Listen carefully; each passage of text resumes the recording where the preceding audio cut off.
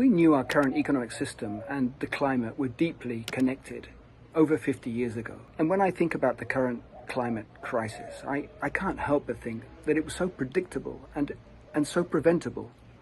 Predictable because 50 years ago, the Club of Rome launched their iconic Limits to Growth report, which forecast this overshoot and environmental decline.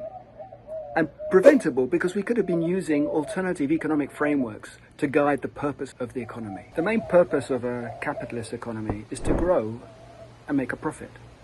And extracting the planet's resources without paying the true cost of that is enormously profitable. Oil giant ExxonMobil announced that it made almost $56 billion last year. Chevron, $35.5 billion.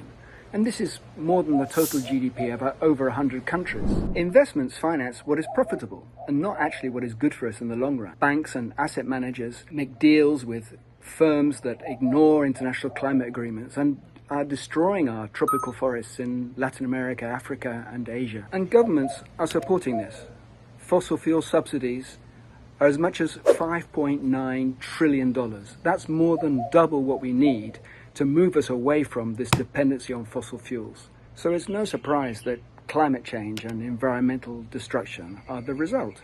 But let's look at it differently. How about we make well-being and planetary health the purpose of the economy instead of profit and growth?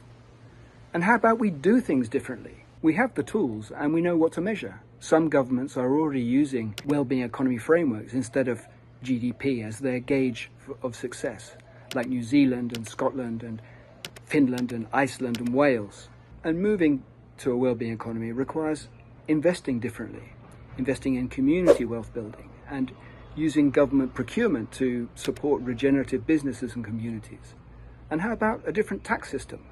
One that taxes the enormous profits of oil and gas companies and ends subsidies to the same companies. And how about we start accounting for the true cost of exhausting our planet's resources and regulating the political and financial power of multinationals that undermine environmental standards? We designed this economy to make profit and grow, but we can design it in a different way.